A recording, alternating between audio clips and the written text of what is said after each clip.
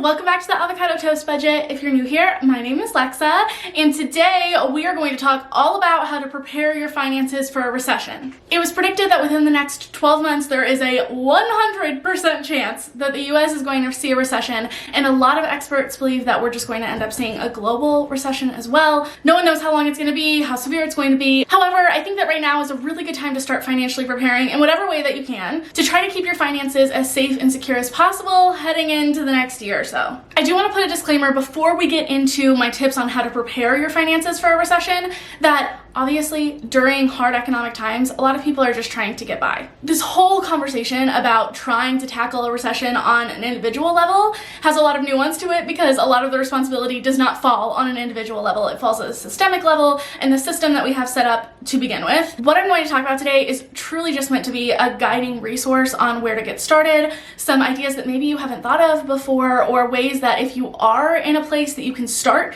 implementing some of these ideas now, hopefully if you end up being in a tighter spot, this is going to help you get by a little bit easier or just in a smoother way, or hopefully just make things a little less difficult. Your feelings and concerns and fears are valid here, and I also want to make it clear that there's nothing wrong with taking advantage of the community resources that are available to you. That's why they're there. That's why they're set up. Okay, now that we got that disclaimer out of the way, let's go ahead and get into it. If you've been on this channel before, this first point is probably just gonna make me sound like a broken record, but I truly believe that the first thing that you need to do is to establish some sort of an emergency fund. I already posted a video all about emergency funds. I will link that up here for you. It goes over literally everything that you need to know. But the reason that I say this over and over and over again is that during just typical economic times, there are things that are going to come up that we don't see coming, but that is so especially true as we are headed into a recession, into an economic downturn.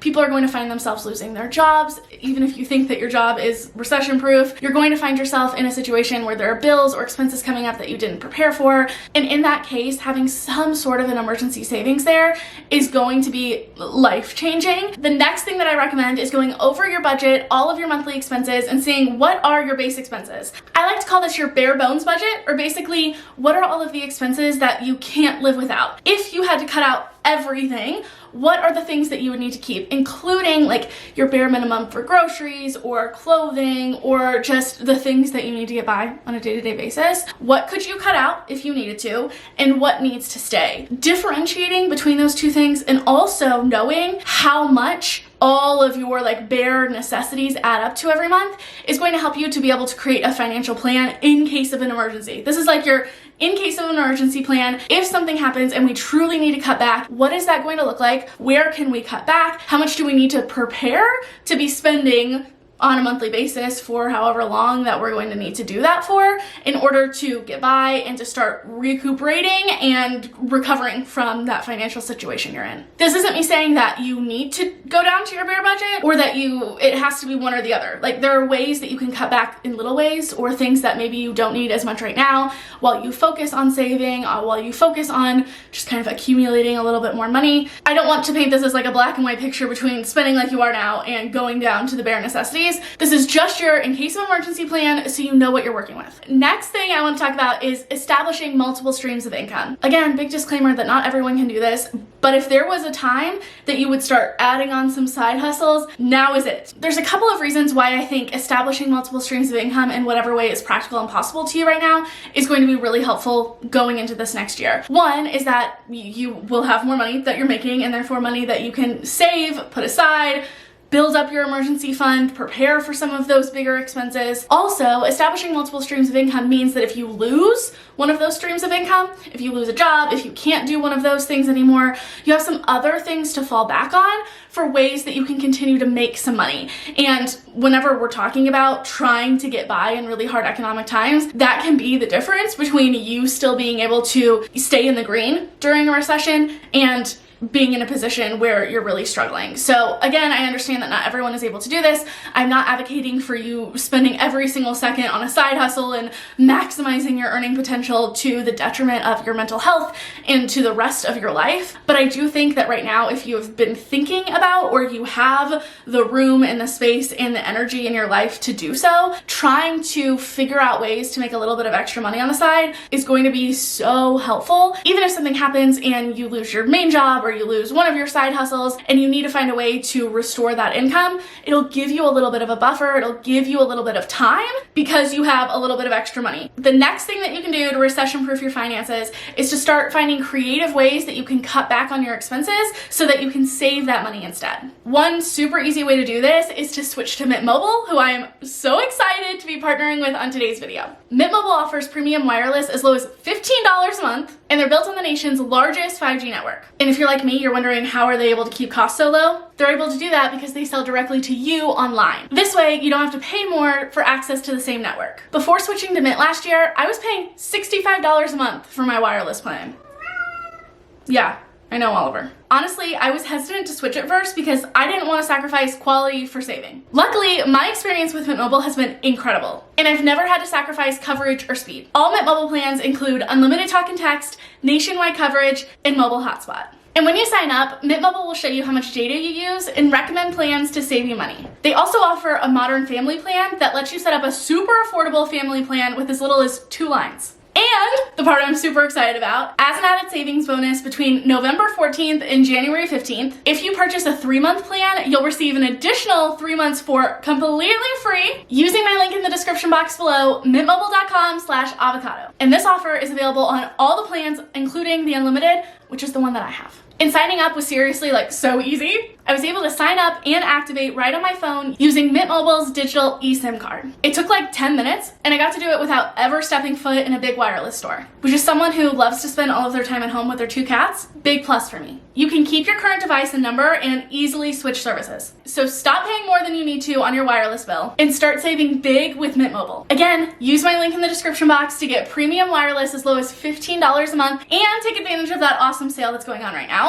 The link is mintmobile.com/avocado. Thank you so much to Mint Mobile for partnering on today's video. I've loved working with them. This is awesome. This is seriously one of the easiest ways to start automatically saving a little bit more money each month. Put that money that you were spending on your wireless bill toward your savings, toward your emergency fund, and start getting your finances ready. Now, the next thing I want to talk about is establishing your resume. Listen, as someone who's been self-employed and then worked for the same person for 3 years before this is going to be a do as I say, not as I do, because I know that my resume is not updated, but I've actually gone through and I found my old resume and I have started to make some changes, started just updating it in little ways. I even started watching videos on the best way for you to format your resume because I know that things have changed a lot just in the last 4 or 5 years since I was actively looking for a job, on what people are looking for, keywords to use, how to just format it in general. And I think that having that prepared, even if you think that there's no way you're gonna lose your job or change your job or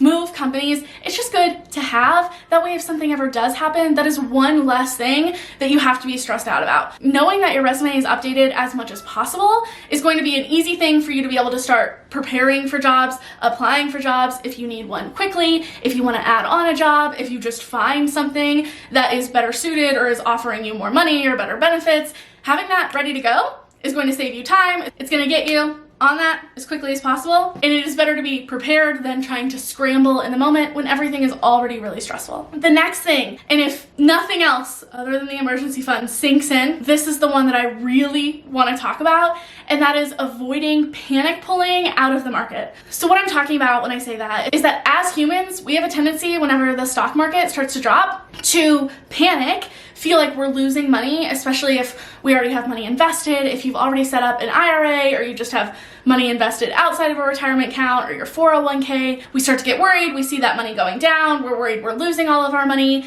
So sometimes our initial reaction is to panic pull and move all of our money out of the market whenever it starts going down. In reality, you are not losing money until you withdraw that money. If you withdraw that money, you panic pull it out of your retirement portfolio or whatever you've invested in, you are then losing that money. But if you keep it in, you haven't lost any money yet.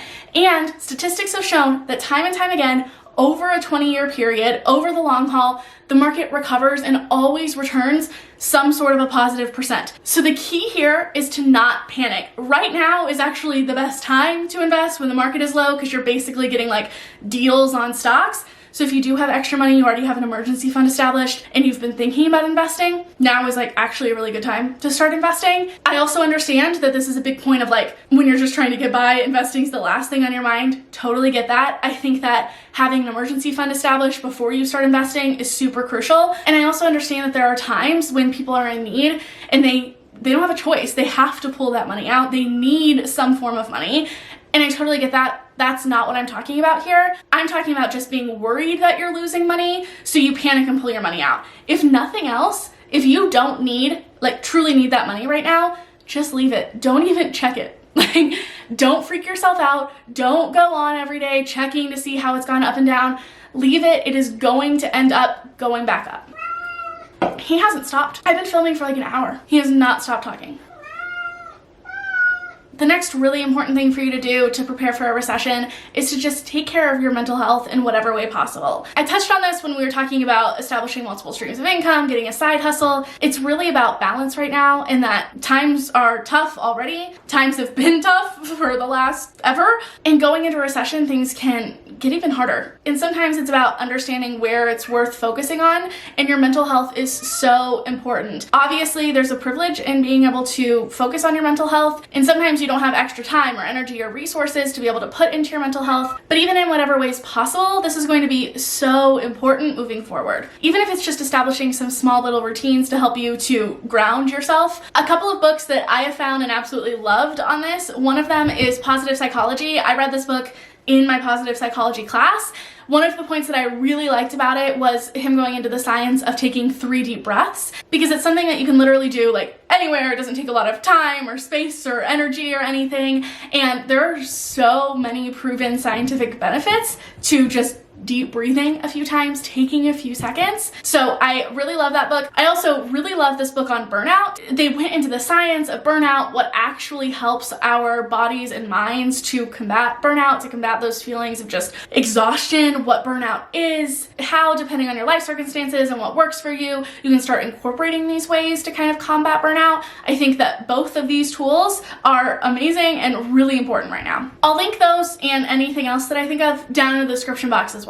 And last but not least is to avoid taking on debt if at all possible right now. And if it's not possible, try to avoid taking on a variable interest rate loan. Even if you can afford it right now, I would say now is not the time to go upgrading your car or upgrading something that you're going to have to make payments on for the next few years. If that can be avoided or put off at all possible, or if you can find ways to kind of try to find a happy middle, not spend as much money, bargain shop around, because again, the lower that we can get you to that like base emergency expenses, the lower all of those add up to, the better off you're going to be in a situation where you do need to cut back as much as possible. So having less as far as debt payments is going to be very helpful. Obviously, this is like, if you've already done it, you've done it. And if you can't avoid it, sometimes you just can't avoid taking on debt. That's not what I'm talking about. I'm talking about if you do have the option, if you've been looking at like a bigger purchase, financing something, maybe hold off just a little bit. Even if you have a little bit of extra wiggle room in your finances right now. I have been putting off getting a new car. My plan was to get a new car this year.